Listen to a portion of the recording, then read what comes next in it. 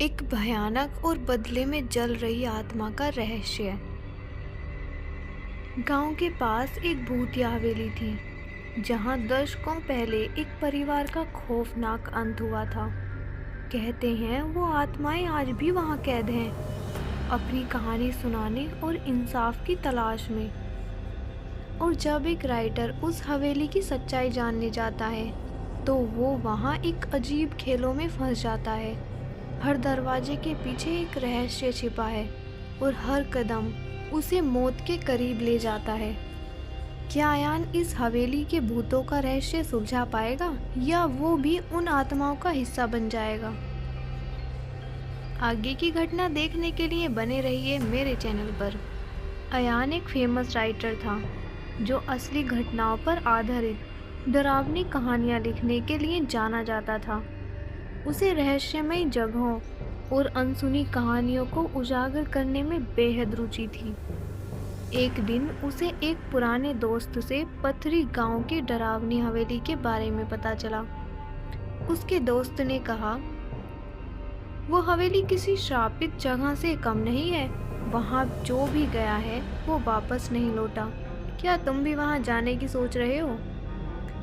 अयान ने मुस्कुराते हुए जवाब दिया, मुझे डरावनी जगहों की कहानियां लिखने का शौक है और ये हवेली मेरी अगली कहानी के लिए परफेक्ट है। गांव पहुंचने पर अयान ने महसूस किया कि वहां के लोग उससे बात करने से कतराते थे। हर कोई उसे हवेली से दूर रहने की सलाह देता था। एक बूढ़े ने कहा, बेटा, उस हवेली में बुराई छुपी है, वहां कोई इंसान सुरक्षित नहीं है। लेकिन अयान ने किसी की बात पर ध्यान नहीं दिया। उसने अपने नोट्स निकाले और हवेली की ओर बढ़ चला। हवेली के पास पहुंचते ही अयान को अजीब सी ठंडक महसूस हुई। हवेली टूट चुकी थी, लेकिन उसकी खामोशी जैसे कोई अनकही कहानी सुना रही हो। दरवाजे पर कदम रखते ही उसे अजीब सा महसूस हुआ। हवेली का हर कोना सन्नाटे और अंधकार से भरा था। अचानक हवा में एक फुसफुसाहट गूंज उठी। तुम यहाँ क्यों आए हो? अयान ने पलटकर देखा, लेकिन वहाँ कोई नहीं था। उसने खुद को समझाया कि ये उसका भ्रम हो सकता है। हवेली में रुकने के लिए वो अपने साथ टेंट और कुछ सामान लाया था। जैसे ही रात हुई, हवेली और ज्यादा डरावनी लगने लगी। दूर से किसी के रोने की आवाज सुनाई दी। वो आवाज हवेली के एक बंद कमरे से आ रही थी।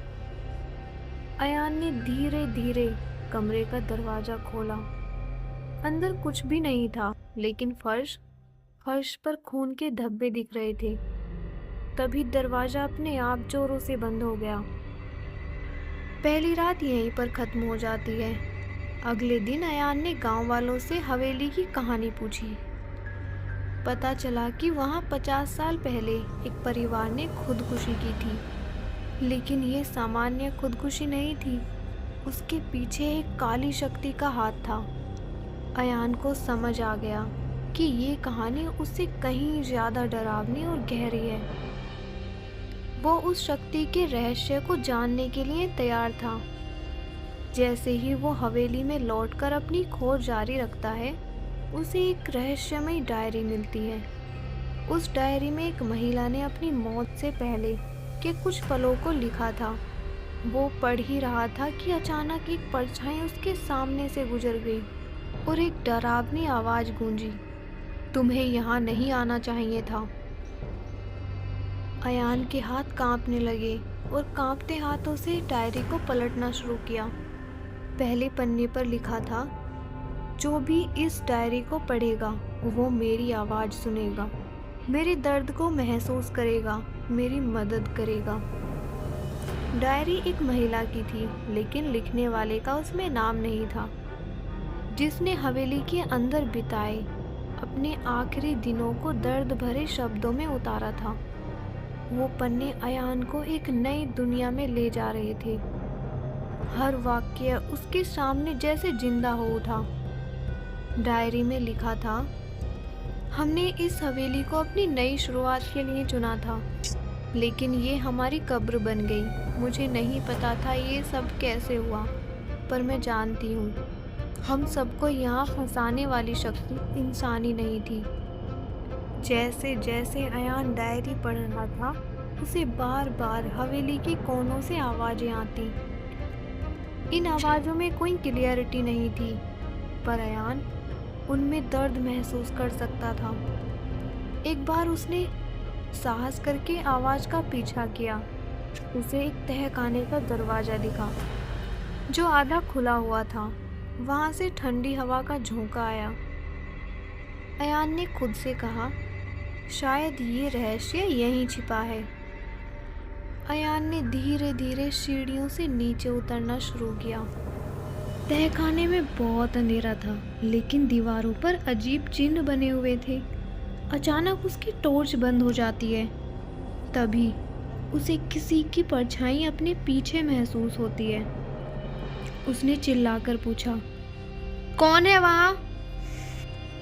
कोई जवाब तो नहीं आया, लेकिन एक ठंडी सांस उसकी गर्दन पर महसूस हुई। तहखाने के बीचों बीच एक पुरानी लकड़ी का बक्सा रखा था। उस पर जंजीरों से कुछ शब्द लिखे हुए थे। जिसने इस बक्से को खोला, उसकी आत्मा कभी आजाद नहीं होगी। अयान को महसूस हुआ कि ये रहस्य का केंद्र है। उसने बक्सा खोलने का फैसला किया।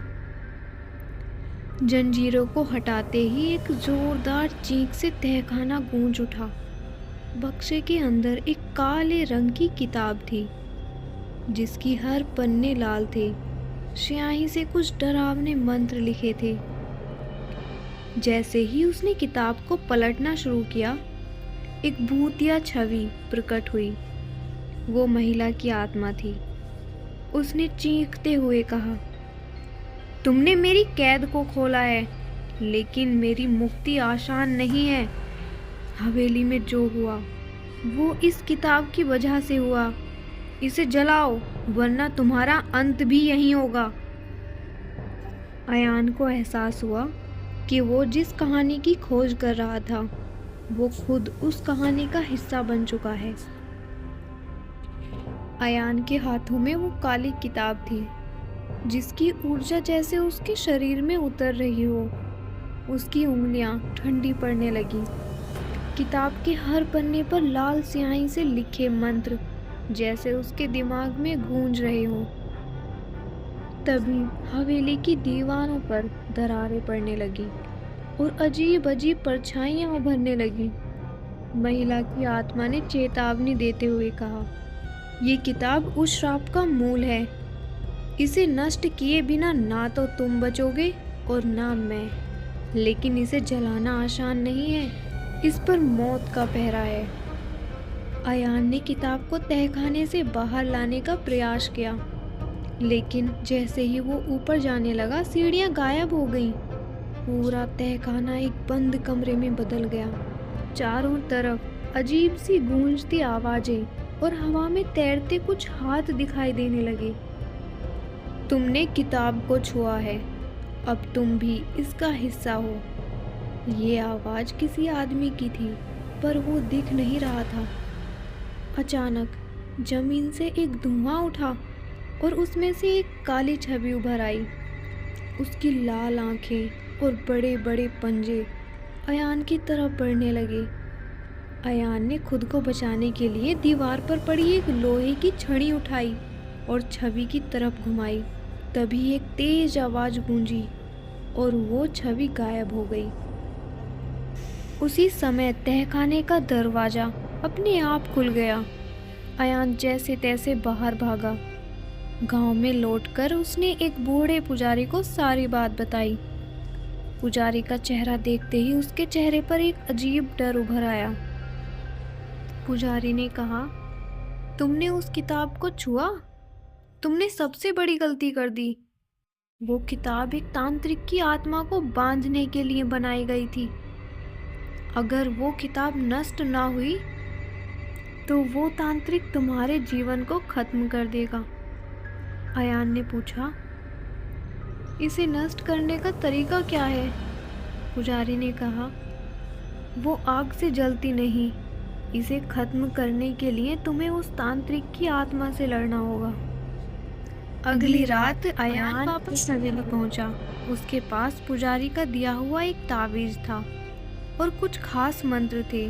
जैसे ही वो हवेली में घुसा, चारों तरफ तेज हवाएं चलने लगी। दीवारों से खून रिसने लगा और फर्श पर पड़ी छाया उसके चारों तरफ घूमने लगी। अचानक एक भयंकर आवाज आई, तुमने मेरी किताब छूकर अपनी मौत को बुलावा दिया है। अब यहाँ से बचकर नहीं जा सकते। अयान ने हिम्मत जुटाकर मंत्र पढ़ना शुरू किया। हर मंत्र के साथ हवेली कांपने लगी। तभी तांत्रिक की आत्मा ने बहुत बड़ा रूप ले लिया, एक परछाई का रूप। तांत्रिक ने अयान को अपने जादू से जकड़ लिया। उसके शरीर में जैसे आग लग गई थी। लेकिन अयान ने पुजारी द्वारा दिए गए तावीज को उठाकर आत्मा की ओर फेंका। तावीज उसके शरीर पर टकराते ही एक तेज रोशनी फैली और आत्मा चिल्लाते हुए गायब हो गई। हवेली की दीवारें गिरने लगी और अयान वहां से भागकर किसी तरह अपनी जान बचा पाया। हवेली से बाहर निकलते वक्त अयान ने महसूस किया कि उसकी पीठ पर कुछ जलने का निशान बन चुका था। जब उसने अपनी शर्ट हटाई और आईने में देखा तो उसके शरीर पर वही मंत्र उभर रहे थे जो काली किताब में लिखे थे। पुजारी के पास जाने पर पुजारी ने कहा, यह श्राप अब तुम्हारे साथ बंध चुका है। तुम्हें इस हवेली का रहस्य पूरी तरह सुलझाना होगा, वरना ये तुम्हारे जीवन को धीरे धीरे खत्म कर देगा। अयान ने घबराते हुए कहा, मुझे क्या करना होगा? मैं इस श्राप से कैसे बच सकता हूँ? पुजारी ने गंभीरता से जवाब दिया, शायद उस तांत्रिक की आत्मा को पूरी तरह से मुक्ति नहीं मिल पाई। उसे हमेशा के लिए खत्म करने के लिए तुम्हें उसकी आत्मा को उसके असली शरीर में डालना होगा और उसे नष्ट करना होगा। लेकिन ये आसान नहीं है। ये आत्मा हवेली के अंदर मौजूद एक पुराने कुएं से जुड़ी है, जहां तांत्रिक ने अपनी शक्तियां छोड़ी थी। अगली रात अयान फिर से हवेली लौटा। वो जानता था कि अब पीछे हटने का कोई रास्ता नहीं है। हवेली में घुसते ही चारों तरफ भूतिया आवाज़ें गूंजने लगी। वो आवाज़ें कह रही थी, तुम यहाँ से कभी जिंदा नहीं जा सकोगे, हम तुम्हारा अंत देखेंगे। अयान ने खुद को शांत रखा और पुजारी द्वारा दिए गए मंत्रों को पढ़ना शुरू किया। हवेली के बीचों बीच उसे वो कुआं दिखाई दिया जिसके बारे में पुजारी ने बताया था। लेकिन जैसे ही वो कुएं के पास गया, चारों तरफ से आत्माएं प्रकट होने लगीं। आत्माएं अयान के चारों तरफ मंडराने लगीं। उनकी आंखों से खून टपक रहा था और उनके हाथ अयान की ओर बढ़ रहे थे। अयान ने जैसे ही मंत्र पढ़ना शुरू किया, आत्माओं ने जोर से चीखना शुरू कर दिया। लेकिन तभी एक जोरदार आवाज़ आई, तुम्हारे मंत्र मेरी शक्तियों के आगे कुछ नहीं, अब तुम्हारी बारी है मरने की। ये आवाज़ तांत्रिक की थी। उसने अयान को हवा में उठाकर दीवार से पटक दिया। अयान के शरीर से खून बहने लगा, लेकिन उसने हिम्मत नहीं हारी। कुएं से एक बहुत बड़ी काली छाया प्रकट हुई। ये तांत्रिक की आत्मा का अंतिम रूप था। उसकी आंखें आग की तरह जल रही थीं और उसके हाथों से अजीब रोशनी निकल रही थी। अयान ने अपनी अंतिम शक्ति जुटाई और कुएं के पास रखी काली किताब को उठाया। उसने मंत्रों को जोर से पढ़ना स्टार्ट किया। तांत्रिक की आत्मा चीखने लगी, हवेली हिलने लगी और दीवारें गिरने लगी। तुम इस किताब को नष्ट नहीं कर सकते, ये मेरी शक्ति का मूल है, तांत्रिक ने चिल्लाकर कहा। अयान ने खुद को खतरे में डालते हुए किताब को कुएं में फेंक दिया। तभी कुएं से तेज रोशनी निकली और तांत्रिक की आत्मा उस रोशनी में समा गई। हवेली के अंदर सब कुछ शांत हो गया। अयान बुरी तरह घायल था, लेकिन वो बच गया।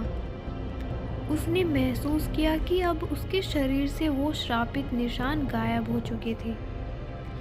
अयान ने इस अनुभव को अपनी नई कहानी में लिखा, लेकिन उसने ये राज किसी को नहीं बताया कि ये उसकी जिंदगी की सच्चाई थी। उस गांव की हवेली अब सिर्फ खंडर बन चुकी थी और वहां से डरावनी घटनाएं भी हमेशा के लिए खत्म हो गईं। Thanks for watching with a smile.